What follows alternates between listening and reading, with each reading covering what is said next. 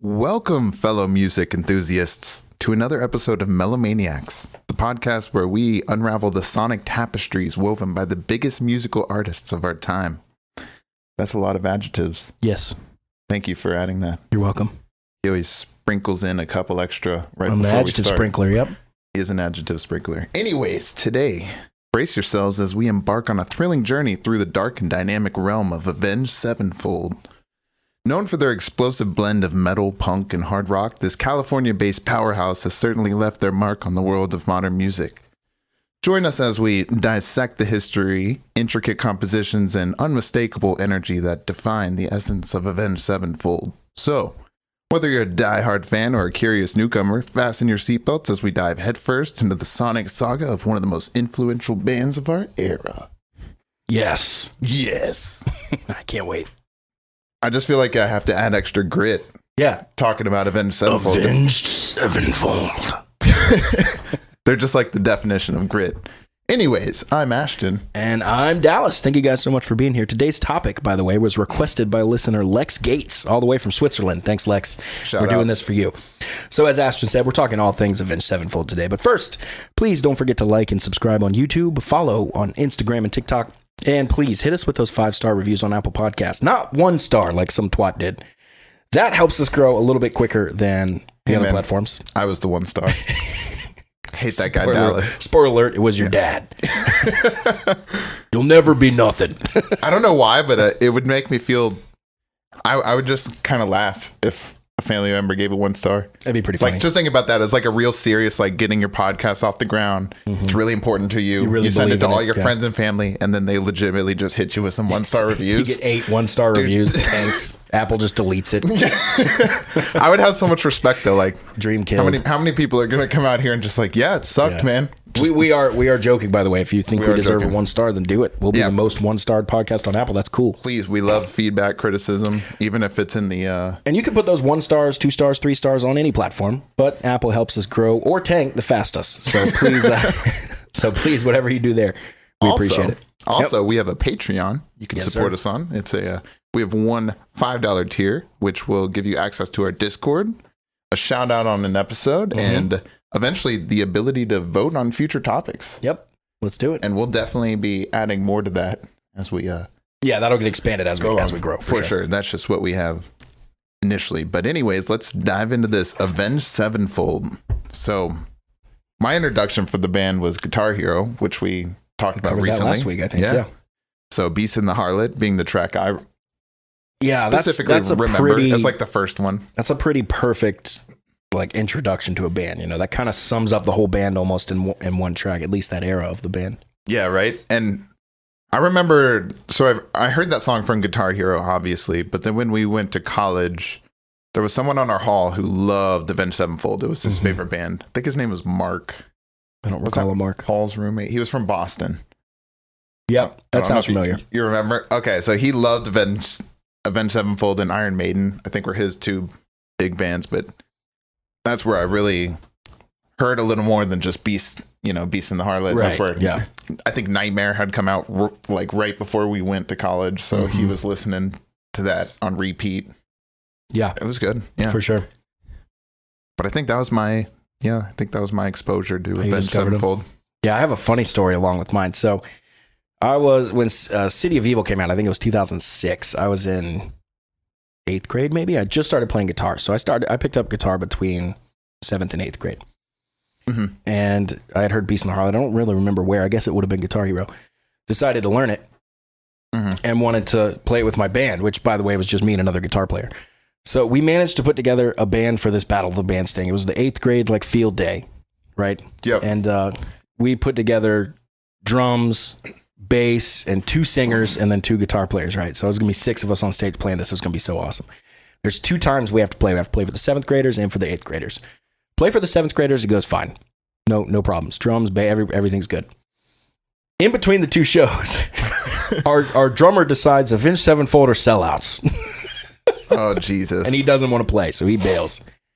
The other 3 guys bail because there's no drummer. Yep. So it's just me and my other guitar player, Ian. Shout out, Ian. We got up there and played it just like we knuckled through it. Just two guitars played of Beast and the Harlot. And it went bad. And that was my introduction to being in a band, really. Yeah. I remember that story, actually. I remember you telling me that. Yep. Yeah, that was the introduction to wanting to commit violence against other people. That's just the beginning of the music industry, man. I'm glad that you got the like proper introduction to it. Right. That it's like, welcome to the show, bro. You wanted a happy ending, you're in the wrong industry. Yeah. Even when you get the happy ending, it's typically not very happy. Yep. They'll find a way to get you. But anyways, let's kind of dive into some bio stuff. There's not a whole lot, so unfortunately I had no book to read this. Well, they're still going and stuff, so. Yeah, they're still definitely in the thick of their, and they're not extremely old. When but I think their career is very much like a bell curve. Yeah. Like they had their peak and they're kind of on the other side of it now. They're doing massive stuff, but like as far as what they've put out lately, it hasn't been. Yeah, I can see a book coming out pretty soon, like M Shadows with a biography or something. That'd be cool. Yeah. I would absolutely read that. So I had to do a lot of my research. How to get tattoos. Just online. Yeah, how to get tattoos. From a guy that has 860. So, like we were talking about, let's start off with Matthew Charles Sanders, also known as M Shadow. Yeah, it's an upgrade. Yeah. Rate the stage name on a scale from Meatloaf to Slash. And you know what? That's the perfect scale. Because Meatloaf. You chose Meatloaf? What? Meatloaf. Just call yourself fat fuck. That's what I want to go by on stage. Meatloaf. Why would you? Anyway. But then at the top tier, like Slash. Slash is pretty cool, and he didn't come up with that. But yeah, that's pretty cool. So it's tough to beat Slash. That's pretty legendary. Yeah. But M Shadows, up there. M Shadows, I think, is right there in the middle. Yeah, maybe leaning towards Slash. And I'm gonna call him Shadows for the narrative, just because it's so much easier. Yeah, for sure. And, I mean, literally nobody calls him Matthew or Charles or Sanders. Like none of that. Yeah, for sure. But anyway, Shadows was born July 31st, 1981 in Fountain Valley, California. He was raised in Huntington Beach. I always don't want to add that second T. Huntington. Yeah. I always want to say Huntington. No, that's the first T. The first T is what I want to get rid of. Yeah. Anyways, Huntington Beach. Shadows remembers getting a Guns N' Roses cassette from his father, and that was some of his early inspiration. Mm-hmm. I remember listening to them early and being like, I really like these guys. And I don't think they sounded like Guns N' Roses, but you can really hear the Guns N' Roses influence throughout their stuff, especially in his voice. All that stuff. Yeah, and you'll find out why specifically in a little bit. But anyways, he so that early Guns N' Roses really gave him that inspiration. I believe he played piano before learning guitar and started to get a taste for heavy metal. And so in high school, he played in a punk band actually called Successful Failure. Yeah, which that's a top tier band. I think it's a hilarious name because if you fail, you succeed, kind of. And if you succeed, you fail? We'll never know. Succeed? I think you just succeed. We'll never know because they failed. It's a win-win. Anyways, but following this, so after his little high school band, he decided to put together the group Avenged Sevenfold with Zachy Vengeance, Matt Wendt, and James Owen Sullivan, a.k.a. The Rev. Yeah. It's a really rare story, I think, that the first band you kind of start is the one that is the one. It's pretty much his case. Yeah, that's other than like the little punk one, I guess. So like all these guys were in a band of some sort before, so they had a little experience already. So they all were in their high school bands, but they were all 18 basically when they started it. So yeah. But anyways, let's talk about the Rev for a sec. Yeah. Another Jimmy Sullivan, another nickname guy. So, but he's gonna play a big part in our story, kind of. So James Owen Sullivan, you said, yeah. It was so weird seeing everybody's real names. Never heard them. Never even anything. Like some people, Jimmy, their real name is kind of known, and then like some it's just like you have no idea. Yeah. Like everyone in Guns N' Roses pretty much has a fake name, except the drummer. Yeah, a lot of stage name stuff. But anyways, he was the Rev was born February 9th, 1981.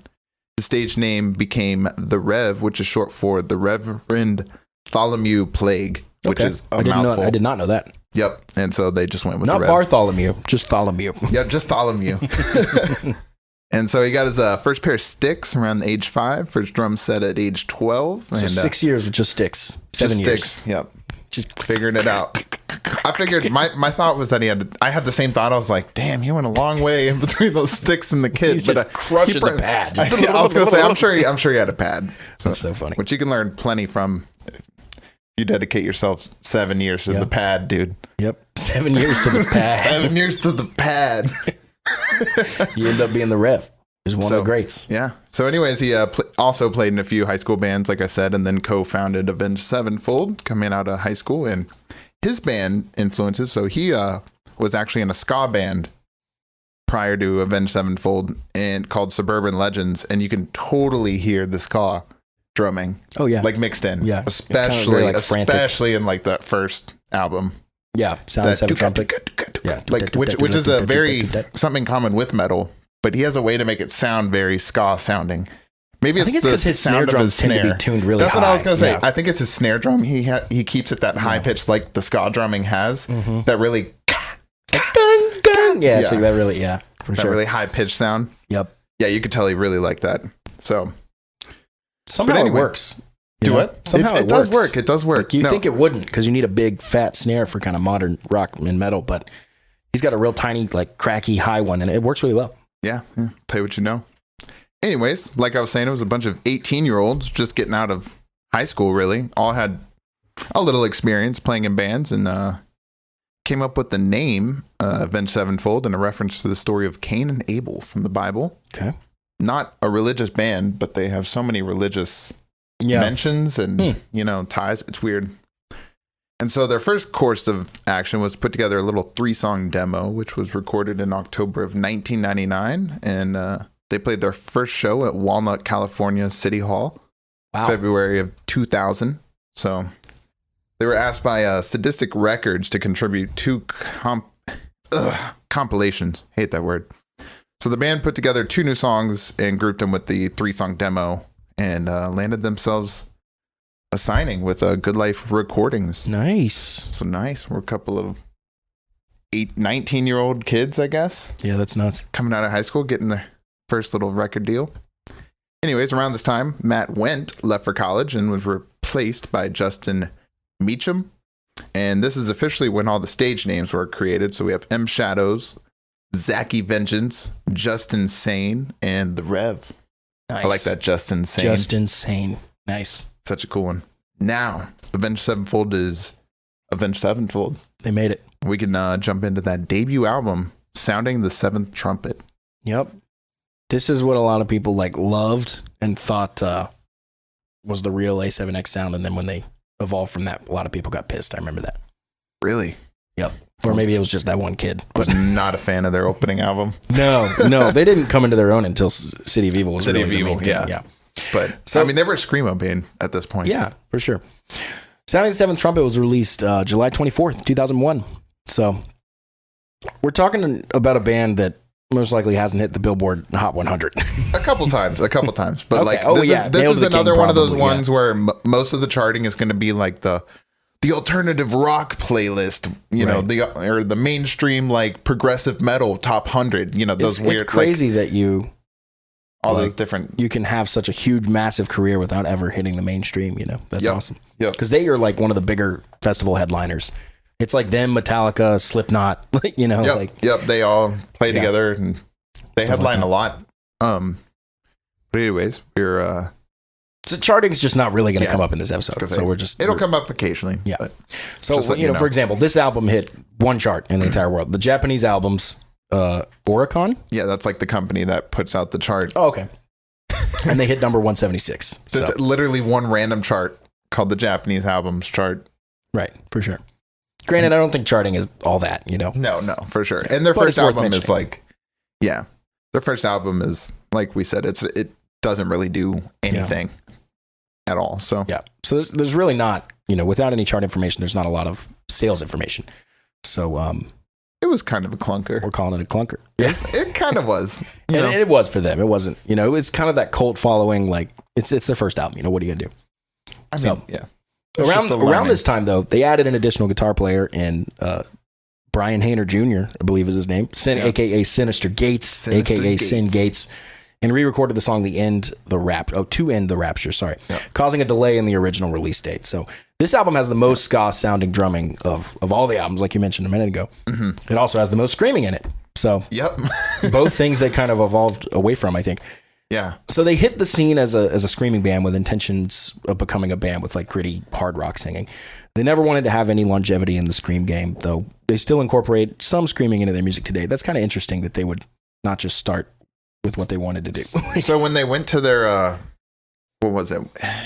God, when there was a story Shadow specifically talks about, I think with one of their first, or with their first record label, mm-hmm. that when they recorded the first one, he said, this album has screaming in it.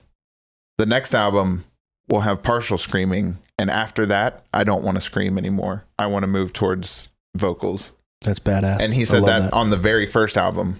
So all these punk ass kids saying they're sellouts are idiots. Yeah. Although I don't believe in the term sellout They originally hit the scene as a screamo band saying we have scream, but we want to move towards like the melodic singing with like the grit and stuff. So it was all part of the plan originally. He's a deceptively good vocalist too. Yeah. If you listen to those like notes he hits at the very beginning of Beast and the Harlot, where he just goes like, yeah, for like 10, 20, 30 seconds. Has a high note, and then he goes up even higher. It's nuts. Good singer. Yep. Killer.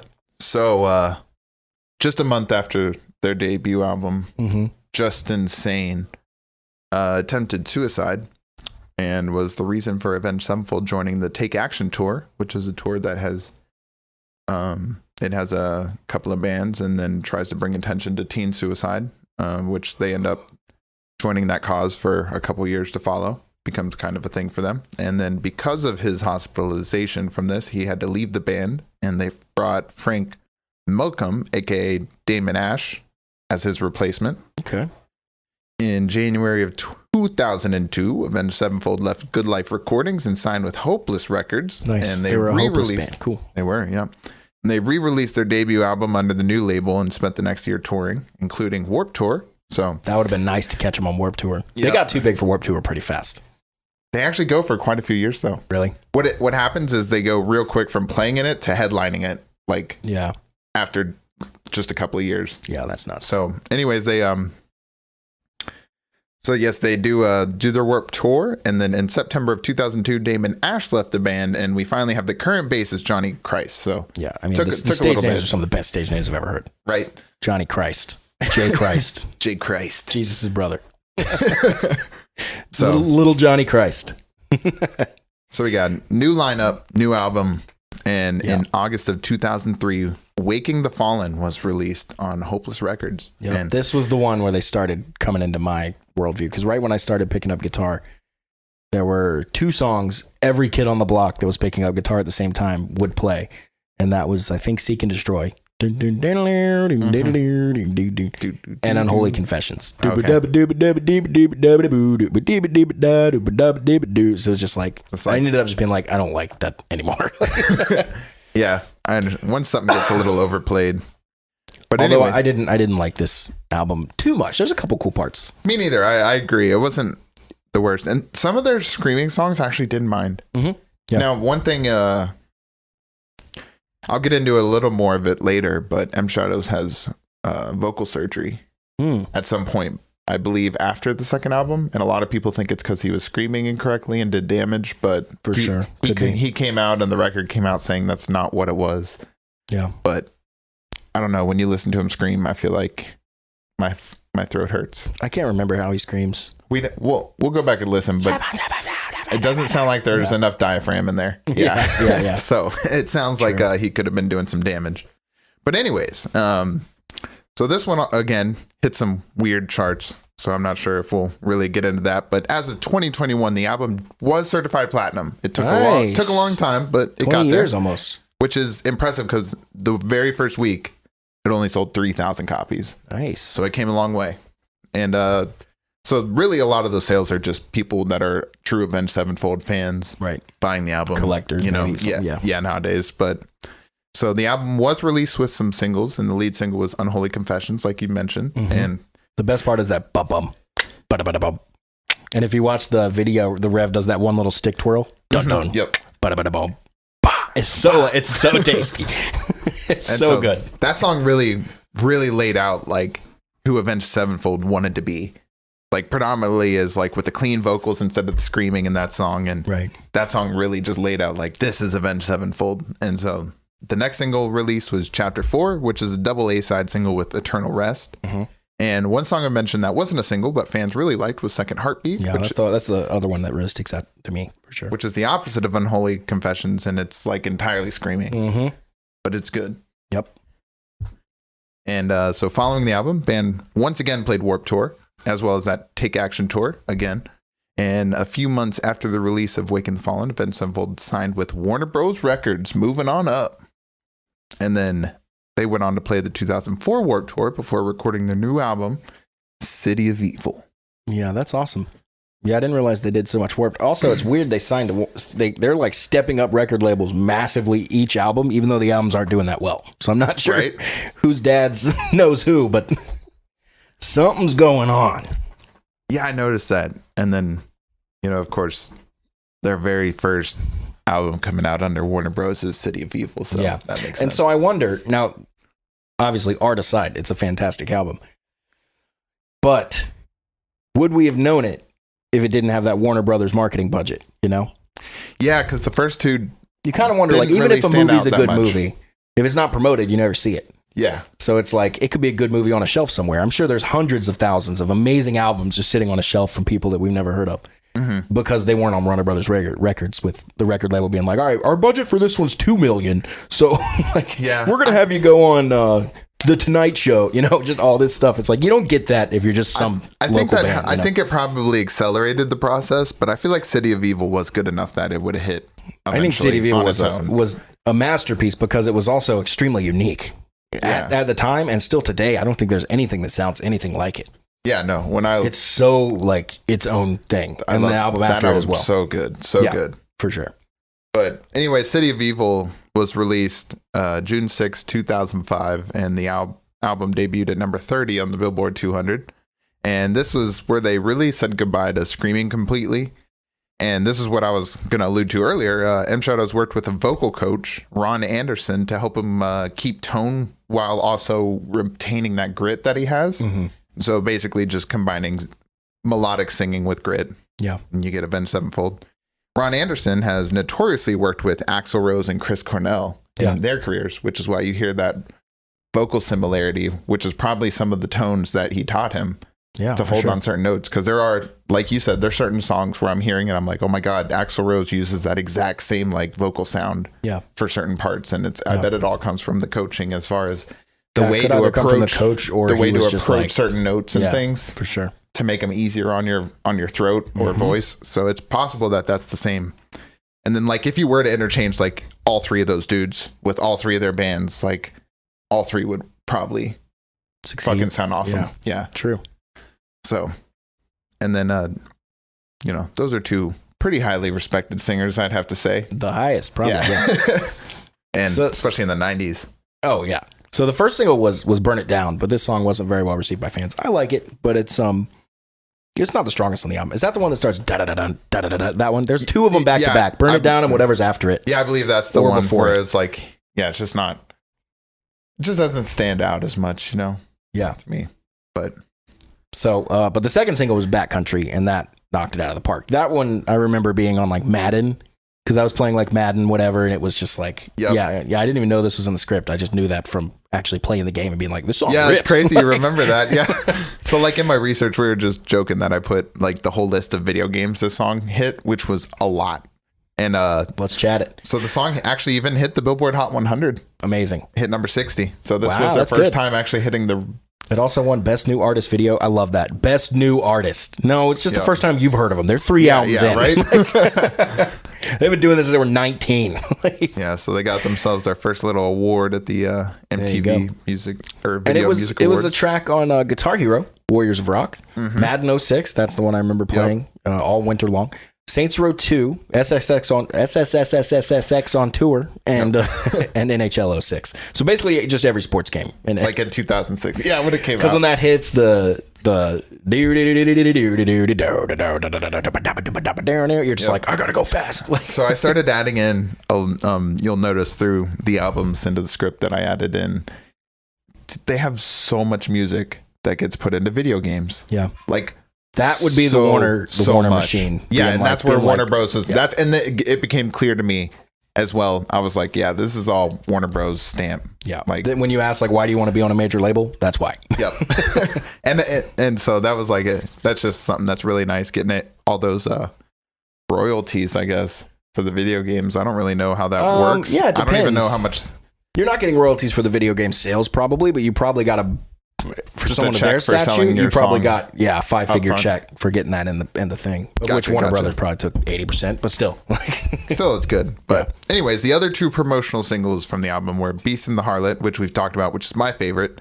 And then that was the first song I heard in Guitar Hero. And then there was Seize the Day. Yeah, and the acoustic one. I remember that one was like every girl's favorite in high school. Yeah. They wanted me to all play it on guitar. I was like, I don't want to. But I can do this. I was going to say, I want to plug in my electric guitar. They just walk away like, whatever. God damn it. They always said, like, play guitar to get chicks. It never worked. Because they'd come over, right? That worked. Yeah.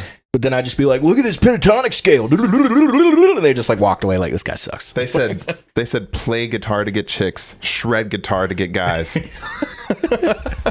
To lose them, to make them run away as fast as possible. Neither one of these other two singles, by the way, hit the major charts.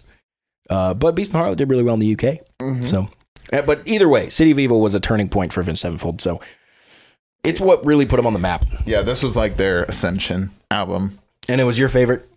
It actually comes in at number 2. Okay. For me. It was my number 1. Mm-hmm. And then just...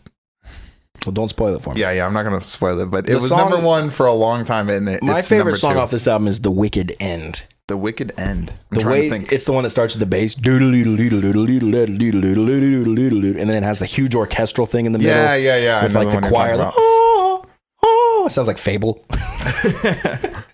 So good. That song and so many others on this album are just an absolute masterpiece. So after the album, the band played Ozfest 2006. They had a big 06. Big 06. As well as their yearly appearance at Warped Tour, only this time headlining, which makes sense.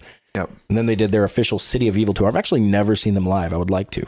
Although I would have liked to see them live at this point. A little bit less to see them now. Yeah, because the most recent album, the 2023 one. Well, the Rev was like...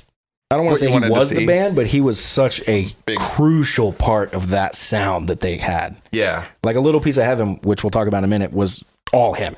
Yep. Every single thing. So that tour would wrap up early because the band wanted to get in the studio. Wow, nice. They also released a DVD called All Excess. Fun little play on words there. Right. A little bio of their 8-year careers up to this point, including backstage footage and live performances. Did you watch that? I feel like we need to watch that. No, I was going to wait and watch it with you. I would love to see that. Because I was like, I don't think you've seen it. And I know you love watching those kind of things. Yeah, that'd be dope. I really want to watch that. So I definitely put it on the list of our little... that's what we should do in our Discord in the future. Mm-hmm. Maybe have some... watch parties? Some watch parties. That sounds good. Yeah, I would love to watch that. We like watching those...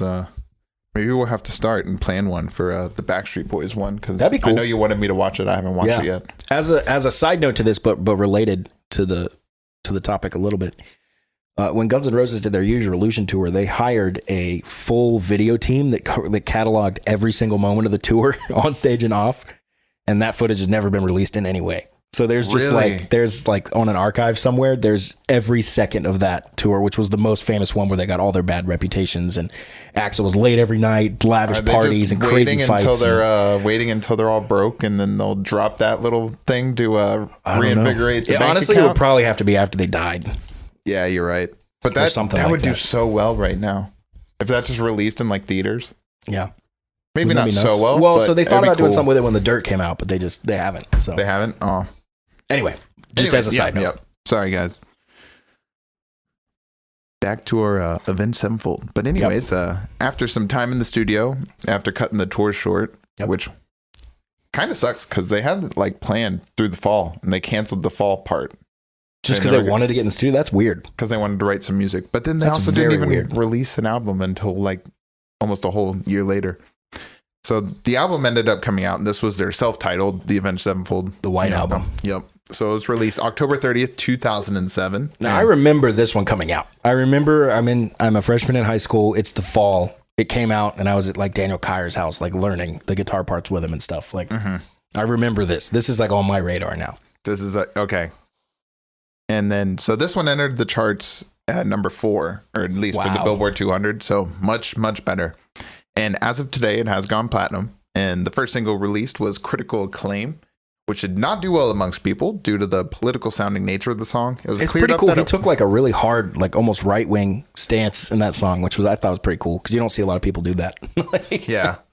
It just means, whether you agree or not, it means he's got some balls to at least just say what he's thinking.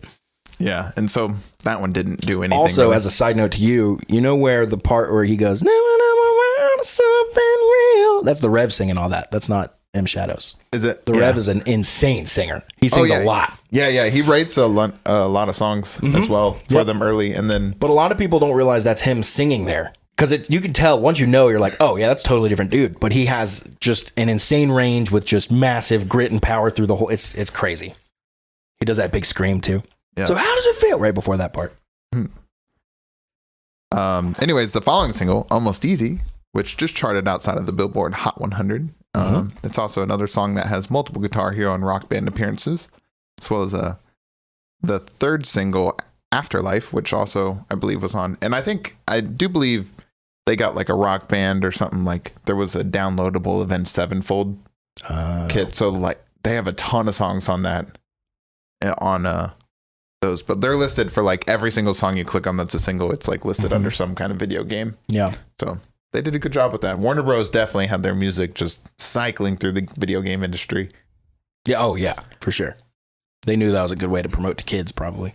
Yep. So, and then the fourth single was Dear God, which had nothing notable other than the fact it's like a country song tossed onto a I like that one. metal album. Oh, it's good. It's good. It's just, you know, that change up that you're not expecting. Yeah, the next song comes on and it's one of those moments where you're like, oh fuck, did the album change? Yeah. Like and then you look and you're like, oh. Is this Garth Brooks? No, it's Avenged Sevenfold. Sorry.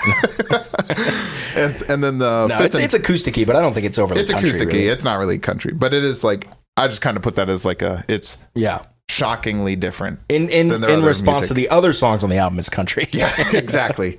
And the fifth and final single from the album was Scream, one of my favorites off that. And that guitar riff. I had one of my students play that one time. It was so fun. And then a notable song that it wasn't a single, but like we said, A Little Piece of Heaven, while not being a single, is one of the fan favorites of all time, written, performed by the Rev. Yeah, a little piece of heaven. Yep. So that's and he sings on that one as well. Also, I think he wrote it about eating people or something like that. He wrote it about a couple who eats people. He just made up a story. The video is really cool. You can see the whole video. It like walks through it in kind of I haven't seen it in a long time. Either claymation or animation or something. It's pretty cool and very, very artsy. So 2008 and 2009 were filled with touring and playing different festivals, and they were part of the Taste of Chaos tour for most of 2008. And in 2009, they played Rock on the Range. They even played Guns N' Roses' It's So Easy with Slash on stage. That's a fun choice. Right? It's so easy. Yeah. Interesting. I was going to say, it's definitely not one of the main ones, but that's a good song. And everyone in this band, it's worth saying, are phenomenal at what they do. Like Sinister Gates is one of the great guitar heroes of like our generation, I think. Yeah, for sure. They've got us by about 10 years in age, I think, a little bit more. But and his dad, actually, Sinister Gates' dad, is also a guitar player. He's like a country acoustic chicken picking kind of guy who's very, very good. There's a ton of videos you can find of both of them on like a stage talking about guitar and like their different experiences and stuff. Oh, that's cool. It's very cool. Brian Hayner and Brian Hayner Jr. And Sin founded a guitar academy actually that has it might still be, but when he came out with it was all free, and it was just tons of really good exercises, and like you can see when he does the demos, you're like, oh, this guy's fucking amazing. Because he's like, here's the lick, all right, now here's it up to speed. You're like, oh, okay, cool. Yep. That guy knows what he's doing. He is a very good guitar player. Yeah, and unfortunately, everybody, our tale does have noted tragedy. Yep. On December 28th, 2009, the Rev was found dead in his home, and the autopsy revealed a combination of oxycodone, oxymorphone, Can't wait to hear you say these. Diazepam, nordiazepam, and ethanol. Which I thought was gasoline, kind of. Yeah, but it's still found in some other gasoline. chemicals. But and there was also something noted about an enlarged heart through, taking multiple different, and a lot of these aren't just like these too much, and these aren't even like the typical drugs that just like, oh, dude, we're doing coke after the show and we're doing heroin. He was part of the oxy thing, which is a whole thing. This is painkillers, and these are almost way. I hate to say it, but painkillers are almost way more dangerous than a lot of these things. They're highly, highly, highly addictive. Heroin. You're taking heroin. I mean, it's the same exact stuff. They just legalized it, and you guys got to see these documentaries they've come out with. One of them is called Painkiller, about the Sackler family and how they created OxyContin and how they knew it was super addictive, but basically lied and said it wasn't to get it out there so they could make more money. And then everybody started getting hooked to it, and they kept prescribing more and more and more and more. It's like one of the most corrupt things America's ever done. It's pretty wild. Yeah. And so, and he was a victim of that. There's lots of victims, but he was one. Yeah. See, I'm pretty scared of Oxy. I've been prescribed it after a couple surgeries, and I just didn't take it. Yeah, I wouldn't. I just took an extra Advil. And kept on moving. Yeah, I was like, I don't even want to risk it. That's the smart thing. Because a lot of it does start like in a way that makes sense. Like, oh, I have a back injury. Yeah, so my many doctor start with prescribed surgery. this. I trust my doctor. So many start with like surgery or an injury. Yeah, and like your doctor prescribes it, you trust your doctor. But your doctor's either misinformed or corrupt, one of the two. Like, yeah. At the time, now I think a lot more people are wise to it now. But and it does help the pain. So then you start to get more and more and more and more, and then you can't stop. And pretty soon, like in the shows and stuff, the guy's like, he's at like 3 a.m. like slamming open all the kitchen cabinets, like, where am I, Oxy? Like losing his mind. Like, yeah, it's pretty wild. So he had actually handed in his last like song contributions 3 days before this. Wow. And I can't remember what he said exactly, but he said like, but it's almost like he knew that he wasn't going to be here any longer. Really? From the way Shadows explained, like seeing him right before he died, almost like he just kind of knew. It was weird, but he handed in some songs, and then they found him dead. And the band did some hard. And I mentioned this. I always thought the Rev was part of the 27 Club, and he's not. He died at 28, not 27. So he is not allowed to be part of the club. And then, of course, I went and looked at the club to see who was actually on it, and we found some random people that date back as far as the 1800s. Yeah, I don't think we're going to count those. We're not counting those. So, but some more notable ones were like Jim Morrison, Jimi Hendrix, Amy Winehouse, Janis Joplin. There was another big one.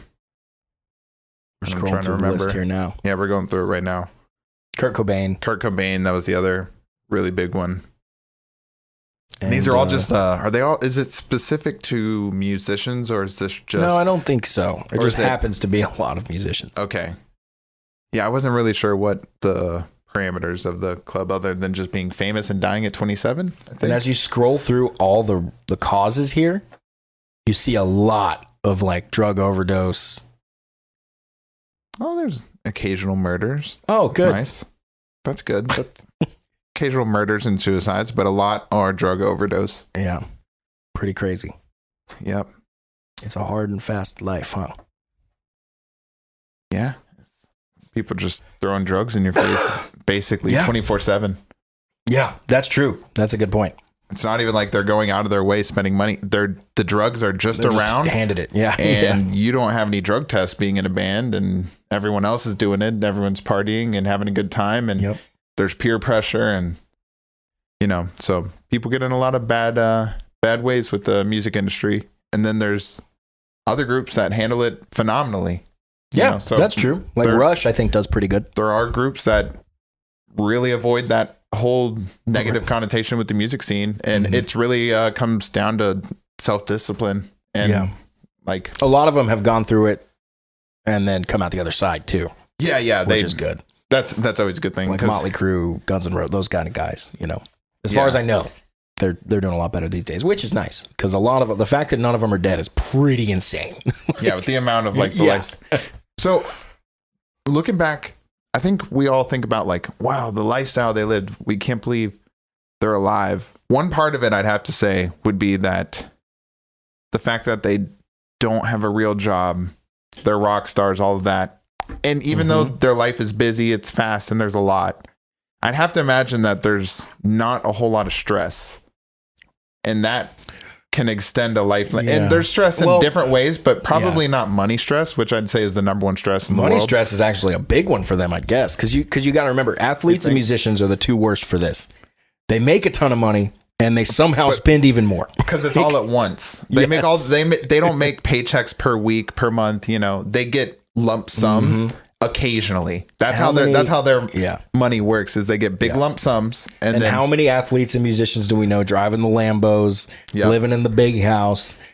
And my dad always taught me this growing up, which was a pretty good lesson. I'd see, a nice car, be like, whoa, that guy's rich. And he's like, hold on, you're looking at his money. Yeah. You don't know how much he has outside of that one thing you're looking at. He might be absolutely broke. And just has it all in that just one has car. A Lamborghini, but he's absolutely broke. Yeah. Yeah, that's true. Yeah. So. Yeah, I could go give up everything I have and get a Lamborghini. Yeah. Right now. And it would be all I have. Yep. And you'd have a Lamborghini. You'd see me driving around. Damn, that dude's got a Lambo. Yep. Does he have anything else? Ash is killing it, dude. That podcast has no negative reviews. Yeah, okay, little do they know I Those can 1 stars are adding up. I can fill my gas once a month and I sleep in it. Yep. And let me go ahead and tell you about the room in the Lamborghini. They ain't any. So your boy got neck problems. He got back pain. Let me tell you about all my possessions. I fit in the trunk. Oh, wait. But it's yellow. It is yellow. And it's badass. Yeah. I'm not even a big Lambo fan. Honestly, if I had all the money in the world, I would just end up getting like an Audi A5 or something. Like, not the R8? I wouldn't even go up to the nicest one. I mean, they're nice, but I'm not. I wouldn't even go that high. I just want the little 4-door Audi that, like. If we're going on this tangent, if you have all the money in the world, you're getting both. Yeah. If money is actually no object, get the R8. Yeah. The thing is, money is always an object. So true for most of us. Anyways, so yeah, we'll settle for the A5. All of our rambling. The band decided to stay together, even though they contemplated breaking up after the Rev's passing. And, I would love to live in or to check out the universe where they did decide to break up and see what all those guys would do after that. That would be cool. Yeah, I'm very happy they stayed together. There would definitely be some other bands. I'm very happy they stayed together, but I would be curious to see what they would have gone on to do. So when the Rev died, like I said, they were in the middle of writing for their next album. Which is why, and the album's called Nightmare. We'll get to that in a second. Nightmare still has the Rev's footprint all over it, even though he's not in the band or playing on it in any way. As far as I know, maybe they had a couple. He had a couple tracks and stuff. He had a couple. They had already done. And actually, then there's 1 or 2 albums with nothing on the Rev, and then the one that just came out has some stuff from the Rev again. Oh, good. That they had in store. I don't know if it was him playing the drums or singing or maybe even just something he wrote, because he wrote just as much music as he played. Oh yeah, he was a pianist as well, from what I understand. So, have you seen any of their like in the studio videos and stuff they have on YouTube? They're pretty fun to watch. I've only seen interviews. I haven't seen them fucking around with their instruments. They're pretty fun. And then I watched a couple of their live performances. So, but anyways, we're talking about their 5th album, Nightmare. Nightmare released July 23rd, 2010, and it hit the Billboard 200 at number 1. Yeah, that's amazing. I have to say though, so when Nightmare came out, I was at the beach when they announced Nightmare was going to come out. And they did so by releasing the song Nightmare, which is a phenomenal song. Yeah. So when I heard the teaser for it, I was like, oh my God, this album's going to be amazing. And then they released the song and I was like, oh, this song's amazing. This album's going to be amazing. And I was so disappointed to find out that it's pretty much the only good song on the album. I like the song that after it. Welcome to the Family is good. It's good too, but it's just, and there's some other good stuff. I'm being dramatic. Why does Welcome to the Family feel like a part 2 to Nightmare? Because it's Nightmare into Welcome to the Family, and Welcome to the Family always just kind of felt like part 2 to Nightmare. Yeah, and you're right, it is good, and there's some other good stuff you mentioned here. The other singles, So Far Away, no charting, but it was a tribute for him. The Rev, and then the 4th single, Buried Alive, which was one of the few songs actually written by the Rev. So but I thought the album was just not as good as Nightmare itself. Yeah, which was it like was there was a all- noticeable like, It oh was man, front loaded. Like, yeah. Yeah, top heavy. It would have been cool if they released Welcome to the Family as the first single, and then you get to Nightmare next. You're like, oh yeah, like I would have been more fired up, you know. To swap those. And we forgot to mention, by the way, that Oh yeah, who they brought in for drums on this album was Mike Portnoy from Dream Theater. a huge inspiration of the Revs. Yeah, that's The awesome. Rev was a huge fan of Mike Portnoy, and Yeah, so who isn't? And that's why they Portnoy, brought by him the in. way, actually just recently is now back in Dream Theater, so that's awesome. Is he? Yep. That's awesome. I didn't hear about that. Yep, they swapped mics. Mike Mangini's out, Mike Portnoy's back in, so that's pretty cool. And I think they're working on new music. So the next Dream Theater album we get will be the original dudes again. The original Well, guys. kind of. Yeah. Kind of. Yeah. So There's a little more history than that, as we know doing these episodes. But basically, like the core of Dream Theater that people know and love is those five. Yeah. So that's cool. So even though they brought Mike in, they brought him in just to finish the album. He was not intended to be a permanent stay of or permanent replacement of any kind. So in January of 2011, they added the drummer Aaron Ilje, I believe is how you say it. Aaron Ilje? LJ? Yeah. I've it seen was his weird. name around for sure. Anyways, and he came in, did some touring after Nightmare, and one of those shows that they did afterwards was they played in New Jersey, and it was Metallica and Cage the Elephant. That would have been quite a fucking show to see. That's cool. That's a wild. They they ended up playing with Metallica a lot from this point forward, Mhm. and I also thought this one funny thing I heard. So I think they all they're really close friends. I'm pretty sure they were all constantly like pranking each other, having fun. And I got that from this interview I heard where I have to kind of explain this a little bit for those that might know. When you're on stage, if you're playing, you have different ways. You can't hear yourself, right? The main speakers are out front, and you actually, hilariously, as how loud everything is, can't hear yourself. so you have either monitors, wedge speakers that are sitting at your feet that shoot up in your face, or you have in-ear monitors, which are basically headphones that are wireless. You can move around more, and you can customize it and stuff. Typically, bigger bands are going to be using in-ear monitors. Littler bands with less money are going to be using wedges because in-ear monitors are expensive. So Avenged Sevenfold's using in-ear monitors, and one of their, I think it's their bass player, Johnny Christ, pranked Sinister Gates or Zachy Vengeance, one of them. And he had the monitor console guy send his voice back to his ears, right? So you're listening to yourself sing in your in-ears so you can hear yourself, like we're hearing now, right? Yeah. But he had the engineers send it back to him an octave higher. Oh, so no. he sounded like a chipmunk. Just in like one song. And so Sin sings a lot of harmonies. Mm-hmm. So when he went up to sing, he was in his, he's singing, Peace in the Heart. How's the chorus go? You said Peace in the Heart? She's a dwelling place. Yeah, so he sings the she's a dwelling place. But he was, she's a dwelling place. I thought that was such an amazingly funny prank. You could really mess someone up by pitching it too wrong, like in a wrong thing. But an octave would be fine because you would. Because they focus their, like you said, you can't hear, so you focus all of your tone and sound from hearing yourself. Yeah. For that first, so if you immediately come back sounding like a chipmunk, your voice, like your reaction is your voice is immediately gonna like try to adjust. Yeah. Without actually thinking like I'm getting pranked. Yep. So I'm sure there was like an audible skip in his voice. Oh, that's so funny. Anyway, that was this little side funny story I'd heard at one point. I don't remember where I even heard that from. So after doing some touring and stuff and playing with the guys, they actually released the boys. They actually released a new song called "Carry On," and I remember this. That song would go on to be featured in that year's Call of Duty Black Ops 2. Yep. And crazy, I think they did it just for that too, right? Not this one. They did it just for Call of Duty Black Ops 4. Okay. Had the exclusive. Oh yeah, we're going to talk about Call of Duty a lot now. We're through the Guitar Hero phase, and now we're into the Call of Duty phase where Avenged Sevenfold. There's so many Call of Duties, and now they're even going back over and doing them again. It's like, dude, what? I'm out. Do you know they haven't? Avenged Sevenfold has done so many. They have an EP called like the Black EP. That's just all the songs they've done for Black Ops. That's so funny. Which is notable. It's like 5 or 6. It's like an 80 song album. Yeah. So anyways, they're continuing to make that video game money. Oh yeah. And they decided to keep Aaron around for some recording time in the studio. So he I guess the gigging went well, and they started writing some new music at the start of 2013, and the new album would end up dropping August 23rd later that year. Yeah. It's Hail to the King. Now this album, I think indisputably is their most famous, biggest album.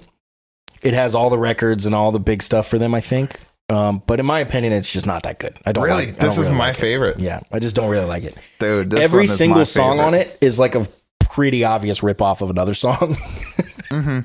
And like, it just doesn't sound like, I don't like the mix of it very much. It doesn't sound like Avenged Sevenfold anymore. This is the point where you could feel the rev is gone.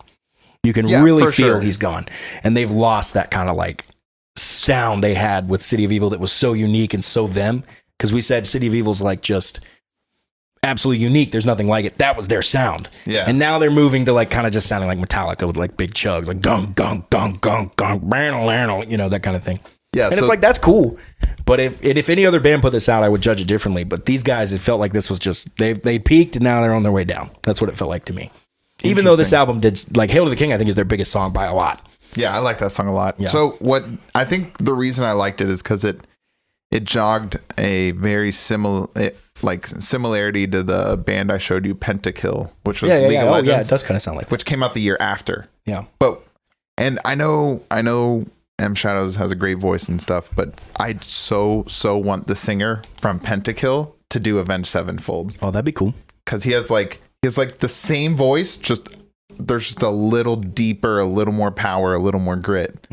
And so I was like, man, he could rip some Avenged Sevenfold. But anyways, this album sounds exactly like, well, okay, so this one came out first. So technically the Pentakill album sounded like heavily inspired by this. Yeah. But I liked the Metallica sounding, like the heavy, and it makes sense that you liked City of Evil because it was unique, and I agree it was unique, and that is City of Evil's like my second favorite. I liked it because as a guitar player, it had all the guitar work that was so cool, and then this stuff, it was kind of like, you guys are like way better than what I'm hearing here. Like, why are you playing like? Yeah, I know you like the Rev's drumming, but I thought the actual tone and sound of the drums that they got from this album was absolutely awesome. I'll need to listen to it again. Like from a production standpoint, I thought the drums were incredible sounding. Yeah. But anyways, so this album would end up being certified platinum. Like it was also probably part of the fact that like at the same time I didn't like where they were going with that sound, and then Hail to the King was on like every radio station like 80 times a day. So I had never heard Hail to the King.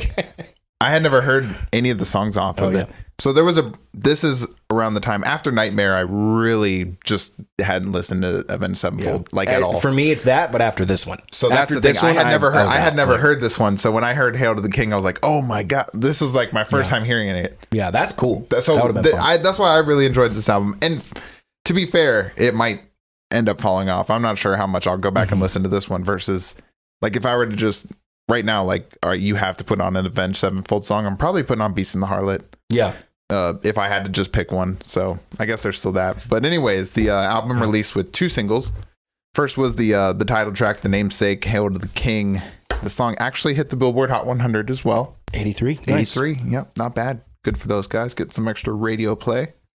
And the other single that was released was Shepherd of Fire. And this song would top the US mainstream rock chart, but not the Billboard Hot 100. Right. And so that was actually their third song to do that. And then this kind of resent Billboard. It's like, who are you? Like, why? Right? Like, why do you decide? Like, yeah. And then this song was also featured in Call of Duty Black Ops 2. Nice. On a bonus zombies map. That's awesome.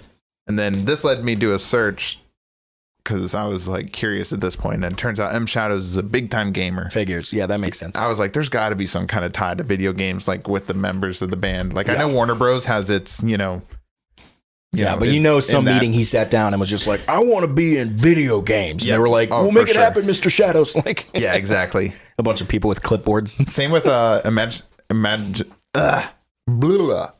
Dragons does the same thing with League of Legends. Imagine Dragons is one of those bands. They write a bunch of songs specifically for League of Legends. The people in the band play the game. Like there's that like connection. That's cool. Yeah. Yeah, Imagine Dragons is one of those bands that gets really annoying because people call them rock for some reason, and it's like what? They're like a lot of like my students who are like 11, 12, 13. Like, what kind of rock? You like rock music? Yeah, I like rock. Well, cool. What's your favorite band? Imagine Dragons. It's like, that's okay, like pop, that's just the one you've heard. Got kind it. Of. Like, that's like Maroon 5. Yeah, it's like pop. Like it's like, and maybe they were early on. I only know what I've heard on the radio. Guitar for the radio. Yeah. Sure. I don't know how else to describe it, but anyways. Yeah. So this one's your favorite album. This one, see, now you're making me feel bad for picking it as my favorite. And like you say, you know, we can really hear those Metallica Black Sabbath roots. And the track "This Means War," by the way, caught a lot of heat as sounding like a ripoff of Metallica's song "Sabbath True," which it does. It totally does. And "This Means War" is why I like it, because it's like I love Sabbath True, so Yeah. cool. So this is just Sabbath True too, so I like it. So, but there was videos that came out where not only that one, but they would take every song on the album and be like, "Here's the Avenged Sevenfold one. Here's the one they're ripping off. Here's the Avenged." Now, were they ripping it off? Probably not. But regardless, it kind of has like a. I will agree with you. It's like, not unique at all. Well, you guys were just like such an amazing, like amazing band, amazing musicianship, and you just reverted back to like 8th grade guitar playing, where every riff is like gunk gunk gunk gunk gunk ding ding ding dun dun dun dun. Like it's like, come on, man. These are the people that were playing like. It's like, come on. Mm-hmm. You could do better, I think. But that to me is where, like, because Nightmare still had that Avenged Sevenfold sound. Yeah. And the Rev was a part of it, and then he's gone, and it's like you can feel he's just gone at that point. And that was the worst part. It was like, man, like, I guess he was the sound, because he's gone, and now they don't sound like that. So, yeah. And so, following not City of Evil, we were talking about that one so much. Following Hail the King in a typical fashion, they toured by headlining a bunch of festivals all over. Mm-hmm. The next they don't seem to like overly tour. Yeah, not too many tours. Occasionally, but they really just like to join in on festivals, join in on other people's tours. It seems like they just love to like go in the studio and create. You know? No, they really do. And then they're like, play it live. Do we have to? Can we cancel it? Go back to the studio? Exactly. And then so in August of 2014, Avenged Sevenfold released Waking the Fallen Resurrection. Yep, I remember that. 10-year anniversary celebration of the original album. Mm-hmm. And it would actually chart at number 10 on the Billboard 200. Yep. And a few months after that, it was confirmed they'd begin writing music for a 7th studio album. Not many bands get to 7 albums. That's impressive. Around mid 2015. So in July 2015, the band parted ways with their drummer Aaron. I'm going to say Ilajay, I guess. Ilajay, yeah, Ilajay? I think that's what it was. And they continued to work on writing new music and didn't announce the drummer replacement till November 4th, when they announced that Brooks Wackerman, who's an amazing drummer, and he's still with them to this day, I believe. Yep. And so as the new year rolled around, Avenged Sevenfold caught themselves a lawsuit with Warner Bros. Okay. Man, we just can't get through any musical subject without. And these are the downsides to joining big labels. Yeah. So you get some upsides, you get some downsides. So they caught a lawsuit from Warner Bros. Because they tried to leave the label, and they released an official statement basically saying like none of the executives when they first signed Warner Bros. Were there anymore. And so they're like, they didn't really just want to work with the current rotation of people. And they were just like, this is another fact of life with labels. The rotation is fast. So the band wanted to get on a new label before, they wanted their new album to release that year, later in 2016. So they actually did make it happen, and they will end up signing with Capitol Records. Yep. Real quick, I just want to say they played a random show before that album came out, and during this process, on August 18th, 2016, Avenged Sevenfold played a free show for 1,500 people to test their new drummer at US Bank Stadium. And then 2 days later, they joined Metallica to play the first rock show ever in that stadium. Well, so the 1,500 show wasn't at the stadium. It was. Really? Yep. But it was just like I think it was like a sound test thing. That's weird. A couple days prior. But anyways, US Bank Stadium, for anybody who doesn't know, is the Minnesota Vikings new stadium. I say new. It's like a few years old now, I guess. Yeah, it's like 5 years old now, but still relatively new. Well, hold on. This was 2016. That'd be almost 10 years. Damn. Is that when the Metrodome went down? Damn. I guess. Anyways, yeah, I'm a big time Vikings fan, so any Minnesota mentions, yes, I got to mention. But anyways, I thought it was really cool that they played the first rock show at the stadium. Yeah, that's awesome. So, it's cool.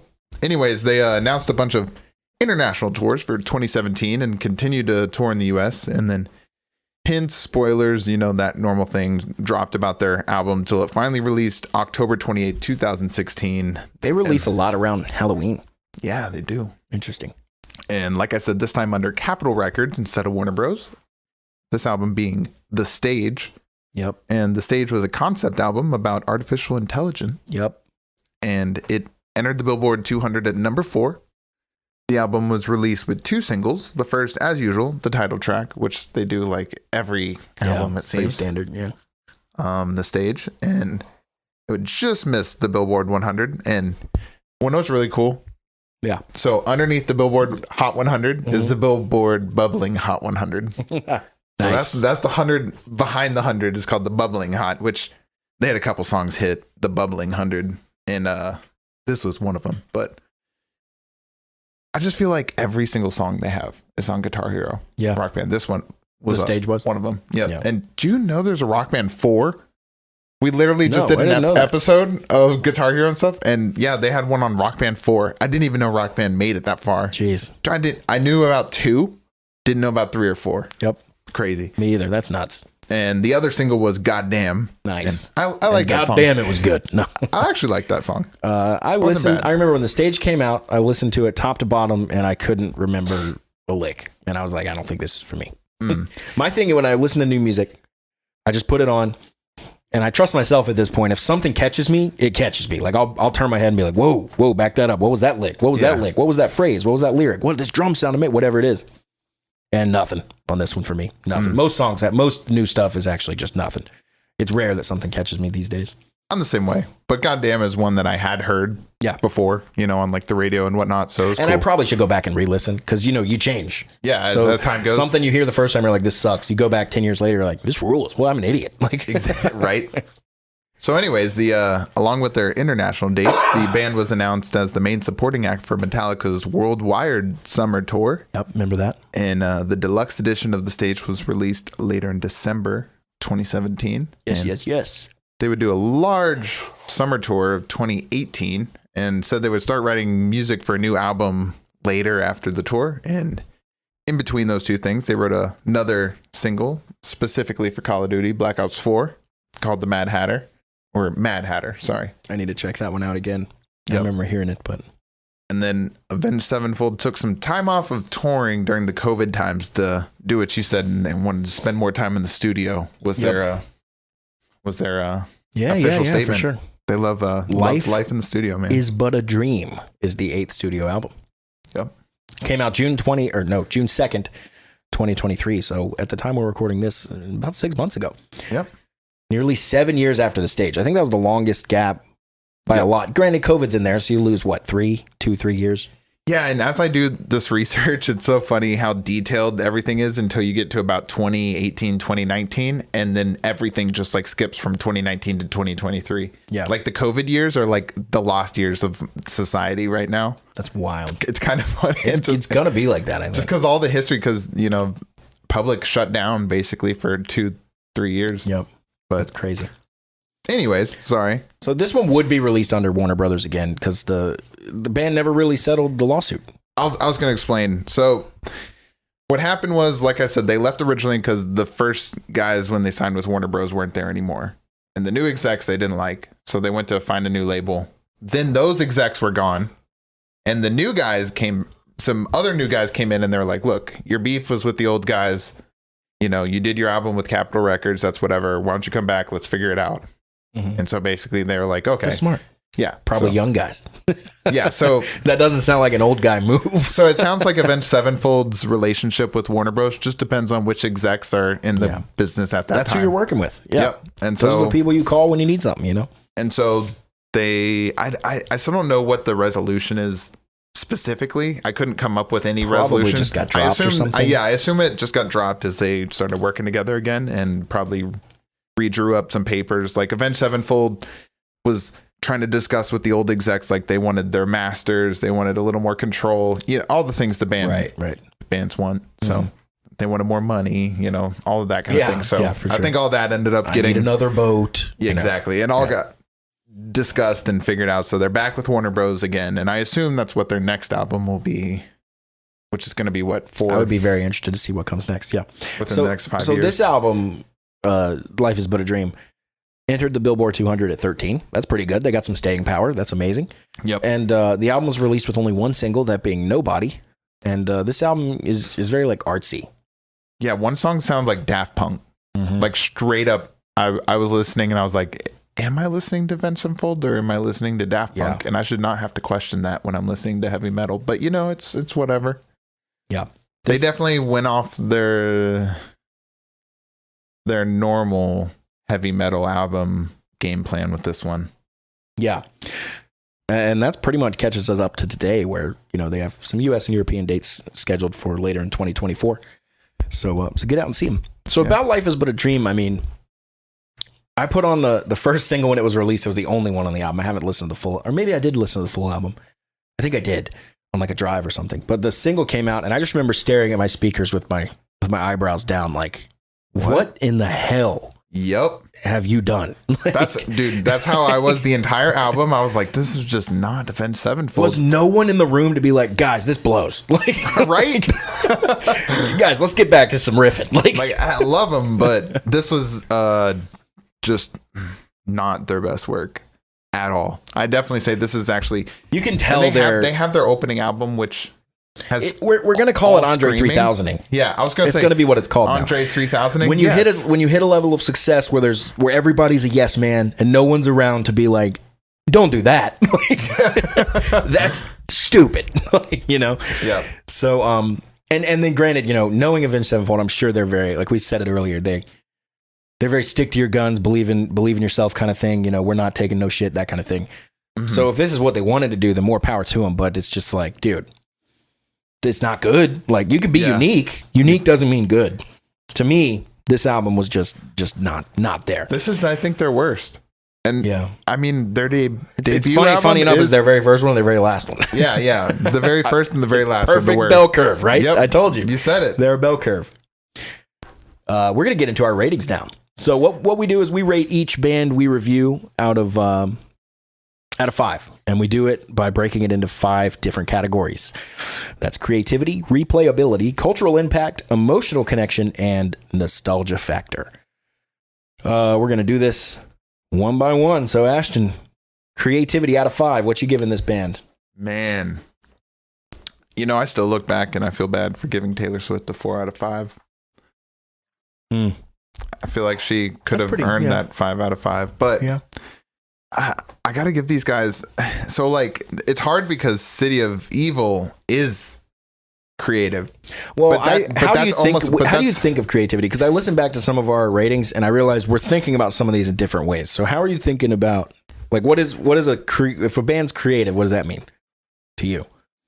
How does their sound differ from the other peers in their genre? Okay. How do they stand out from the typical sound of the genre they're in? That's what I see that. That's what I view creativity as. I view it as that, but more so, how are they creative throughout their career? How have they done? Are they AC/DC? Because that's not very creative. They're just, every album's the same album. They get a 1 for creativity. But a band like Avenged Sevenfold, which I'm going to go ahead and give them a 5 for creativity, because they're always taking chances. Do I always like those chances? No, but they're taking them. Yeah. So I'm giving them a 5 for creativity, and also just because City of Evil there's to this day nothing like it. So then I'll set it and at the White 3. Album as well. I consider the White Album kind of just an extension of City of Evil. So I'll set it at 3. 3 with where I'm at, because sometimes Avenged Sevenfold does really stand out to me as different, and then other times they just kind of blend in with the rest of, like, Hail to the King, heavy metal. No, they blend, but I don't have an issue with the blending because I like the overall generic sound of heavy metal. So what about replayability? Replayability, I'm gonna go 4 out of 5 for me, because to this day they're still one of the few bands I can come back to and enjoy and listen to over and over again. I'll probably put a 3. They have some replayability for me. They're definitely not. I definitely think this band is one that you like more than I do, which is this might be the first time. Yeah, I think so. They were one of the guitar influences on me. Yeah, so for sure. But 3 out of 5. There's definitely songs I would go back and listen to. Not really any albums, I'd say, other than City of Evil. Replayability is high for me because even doing this episode, you brought up things I was like, I need to go back and listen to that. That's a good replayability value. Yeah, that is true. Shake It Off. No. Nope. Like, I've heard it. It's the same chorus every time, copy pasted. Like, you know what I mean? Yeah, there's no new dynamics in there. Now, cultural impact. This is one I'm going to have to go with like a 2. Yeah, I think Maybe I'll go even with you on that. Probably just a 2. I mean, I'll bump it up to 3 just because of maybe City of Evil. And that paved the way for so many bands that sound like them. You know what I mean? Like, you can't do something like that without someone being like, you just sound like Avenged Sevenfold. Like, you know what I mean? True. Like, that's good cultural impact at that point. Yep. Emotional connection. Oh, these last 2 are going to be big ones for you. Maybe. But as far as emotional connection, for me, probably a 3. I've got some childhood memories, which I guess I'm going to go ahead and tie in with nostalgia, is probably a 3 as well. Mm-hmm. I'm just going to put those 2 kind of together. Don't really have any emotional connection, but the nostalgia ties in there. So maybe 2 out of 5 for the emotional connection for me, and then we'll stick with a 3 for the nostalgia. I'm coming in at a 4 out of 5 on both of those just because of history and all that stuff. I was going to say, I know this band means a lot more to you. So Ashton comes in at a raging 2.6 out of 5. Talk about that. What do you... A 2.6. Hey, that's higher than my original guess was a 1.8 that I was going to be. Not because I dislike the band. I just know that what we judge on our parameters, it wasn't going to rate very high for that parameter. Right. For those specifically. And I came in at an even 4 out of 5. My highest rating yet. Your highest one yet. Very generous from Dallas. Yeah, very generous. Would Guns N' Roses even reach that? Let's see. Yeah, I guess. No, I guess Guns N' Roses might actually end up being a... Well, I don't know, because I have to do it objectively, not subjectively. Although I guess the ratings are kind of subjective. But yeah, the ratings are a little bit. Although I mean, looking at these, Guns would probably come in at a 5 out of 5 for me. But it's weird because like I rated 2.6 out of 5, which doesn't sound very positive. But like I like Avenged Sevenfold. I'm pretty sure Taylor Swift even came out to like a 2 something, and I like her. But it's like the ratings aren't like a negative. It's just where we're at. It's just specific to our rating system. Yeah. So a higher one for you, a lower one for me. That's right. I've been sitting really in that middle area. Now I feel like we've done Tool and Avenged Sevenfold. So now I think it's time for something different. So I've got a couple ideas in my head, and I'm wondering if I should talk about them right now, and maybe we'll get some feedback. Well, it might be too late. I'll have to have recorded this one. Yeah, true. Yeah? Yeah, I'm over here thinking like by the time you guys hear this, it would be too late. No. We're in the driver's seat for now. Yeah, you guys will have to wait. We're going to talk as soon as we're done here, and you guys are going to have to miss it. So I guess it's going to be a surprise. I won't be able to spoil. That's right. It's Stevie Wonder. Just kidding. It's not. Who the next one's going to be about. Yep. Anyway, thanks Lex Gates from all the way from Switzerland. Nice. Yeah, thank you. Gates. I didn't even put that together. Sinister Gates, Lex Gates. Okay. All the way from Switzerland. Thanks for listening, buddy. We appreciate you. Thanks for recommending we deep dive into Avenged Sevenfold, which is near and dear to my heart. And was a great episode. So once again, thanks for listening to Melomaniax. Please like and subscribe on YouTube. Follow on socials. We're on Instagram and TikTok. Hit us with those 5-star reviews or 1-star reviews. And, especially on Apple Podcasts. Also, consider our Patreon. You can head over to melomaniax.com. You can get there right there from the navigation bar. It'll bring you to the Patreon. We offer one tier at $5, which is going to give you some special perks. So love you to consider that if you like the show. Until next time, I'm Dallas. And I'm Ashton. See ya. Later.